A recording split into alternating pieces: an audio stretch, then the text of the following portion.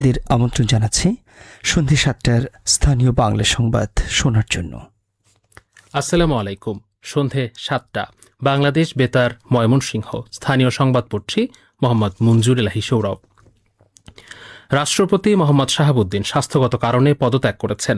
সংবিধানের বিধান অনুযায়ী তার পদত্যাগপত্র গ্রহণের পর জাতীয় সংসদের স্পিকার অবসরপ্রাপ্ত মেজর হাফিজউদ্দিন আহমদ বীর বিক্রম ভারপ্রাপ্ত রাষ্ট্রপতির দায়িত্ব গ্রহণ করেছেন। আজ বিকেলে জাতীয় সংসদ সচিবালয়ে সংবাদ সম্মেলনে স্পিকার জানান, রাষ্ট্রপতি বিকেলে স্বাক্ষরিত পদত্যাগপত্র তার কাছে জমা দেন। পদত্যাগপত্র গ্রহণের পর সংবিধানের ৫৪ অনুচ্ছেদ অনুযায়ী তিনি রাষ্ট্রপতির দায়িত্ব গ্রহণ করেন। স্পিকার বলেন, রাষ্ট্রপতি হৃদরোগ, উচ্চ রক্তচাপ, ডায়াবেটিস, কিডনি জটিলতা এবং অটোনমিক নিউরোপ্যাথি সহ বিভিন্ন শারীরিক সমস্যায় ভুগছেন। দীর্ঘমেয়াদী চিকিৎসার প্রয়োজনে সাংবিধানিক দায়িত্ব পালন সম্ভব না হওয়ায় তিনি পদত্যাগ করেছেন। হাফিজউদ্দিন আহমদ আরও বলেন, সংবিধান অনুযায়ী রাষ্ট্রপতির পদ কখনো শূন্য থাকে না। তিনি আশা প্রকাশ করেন, এ পদত্যাগের মধ্য দিয়ে বিষয়টি নিয়ে সব ধরনের বিভ্রান্তি ও অনিশ্চয়তার অবসান হবে। সারা দেশে গত ২৪ ঘণ্টায় হামের উপসর্গে আরও ৫ শিশুর মৃত্যু হয়েছে। এ সময় নতুন করে ৯৫০ জন সন্দেহজনক হাম রোগী শনাক্ত হয়েছেন। তাছাড়া ১৮৭ জনের শরীরে নিশ্চিতভাবে হামের সংক্রমণ পাওয়া গেছে। আজ স্বাস্থ্য অধিদপ্তরের কন্ট্রোল রুমে এক সংবাদ বিজ্ঞপ্তিতে এ তথ্য জানানো হয়। এতে বলা হয়, গত ১৫ই মার্চ থেকে ২৪শে জুলাই পর্যন্ত হামের উপসর্গে ৭১৫ জন এবং নিশ্চিত হামে ৯৫ জনের মৃত্যু হয়েছে। বিপুল উৎসাহ উদ্দীপনা ও ধর্মীয় ভাব গাম্ভীর্যের মধ্য দিয়ে শেরপুরে শ্রী শ্রী জগন্নাথ দেবের উল্টো রথযাত্রা উৎসব অনুষ্ঠিত হয়েছে। এ উপলক্ষে আজ সনাতন ধর্মাবলম্বী হিন্দু নারী পুরুষ ভক্তরা শহরের গোপালবাড়ি মন্দির থেকে একটি রথ টেনে শহরের নয়ানী বাজার এলাকার কালীমাতার মন্দিরে নিয়ে যান। পরে সেখান থেকে রথটি পুনরায় গোপালবাড়ি মন্দিরে আনা হয়। এ সময় নারী ভক্তদের উলুধ্বনি ও বাদ্যবাজনায় পুরো এলাকা মুখরিত হয়ে ওঠে। এদিন আন্তর্জাতিক কৃষ্ণ ভাবনামৃত সংঘ ইসকনের উদ্যোগে শহরের গৃদানারায়ণপুর এলাকায় নৃসিংহ জিউর মন্দির থেকে আরেকটি রথ বের করা হয়।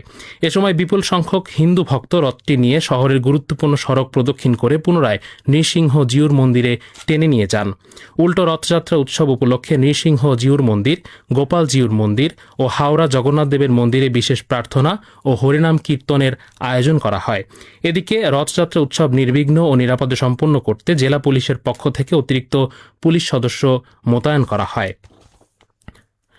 নেত্রকোনা শহরের যানজট নিরসনের লক্ষ্যে চল্লিশা, কুনিয়া, মেদনী, রাজুরবাজার, বাংলাবাজার সংযোগ মহাসড়ক নির্মাণ কাজ দ্রুত গতিতে এগিয়ে চলছে। সড়ক ও জনপথ অধিদপ্তর সূত্র জানায়, সড়কটি প্রায় ২৯৪ কোটি ৬২ লাখ টাকা ব্যয়ে নির্মিত হচ্ছে।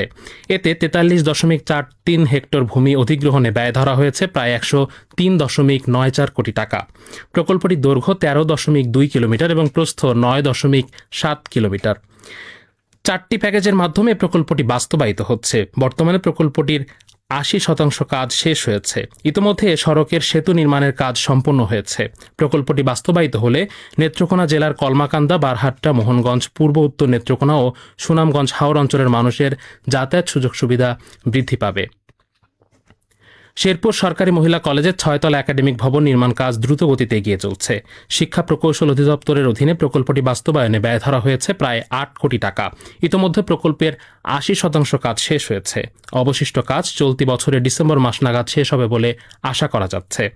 জেলা শিক্ষা প্রকৌশল অধিদপ্তরের নির্বাহী প্রকৌশলী আলিমুজ্জামান জানান, প্রকল্পটিতে আধুনিক ক্লাসরুমের পাশাপাশি একটি হলরুম থাকবে। প্রকল্পটি বাস্তবায়িত হলে শিক্ষার্থীদের সুযোগ সুবিধা বৃদ্ধি পাবে, সেই সাথে শিক্ষার সুষ্ঠু পরিবেশ নিশ্চিত হবে। নেত্রকোনা পৌর এলাকার আঞ্জুমান সরকারি উচ্চ বিদ্যালয়ে ৬তলা ভিত বিশিষ্ট একাডেমিক ভবনে নির্মাণ কাজ দ্রুত গতিতে এগিয়ে চলছে। শিক্ষা প্রকৌশল অধিদপ্তরের নির্বাহী প্রকৌশলী আব্দুস সালাম জানান, প্রায় ৮.৭৫ লাখ টাকা ব্যয়ে নির্মাণাধীন ভবনটির কাজ আগামী ডিসেম্বরের মধ্যে শেষ হওয়ার কথা রয়েছে। বর্তমানে নির্মাণ কাজের প্রায় ৬৫% সম্পূর্ণ হয়েছে। ভবনটি নির্মাণ কাজ শেষ হলে বিদ্যালয়ের শিক্ষার্থীদের পাঠদান ও শিক্ষা কার্যক্রমের সুযোগ সুবিধা উল্লেখযোগ্যভাবে বৃদ্ধি পাবে বলে জানান সংশ্লিষ্ট কর্তৃপক্ষ। শেরপুরে স্থানীয় সরকার প্রকৌশল অধিদপ্তরের অধীনে ৭৫টি ক্ষুদ্র প্রকল্পের বাস্তবায়ন কাজ সম্পন্ন হয়েছে। ২০২৫-২৬ অর্থ বছরে অনুন্নত বাজেটের অধীনে মেরামত ও সংরক্ষণ প্রকল্পের আওতায় প্রায় ১ কোটি টাকা ব্যয়ে এসব প্রকল্প বাস্তবায়ন করা হয়েছে। একই অর্থবছরে আরও 25টি ক্ষুদ্র প্রকল্পের কাজ চূড়ান্ত পর্যায়ে রয়েছে।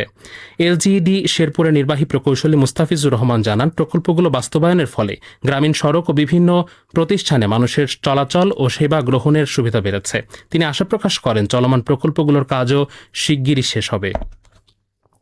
সবশেষে আবহাওয়া।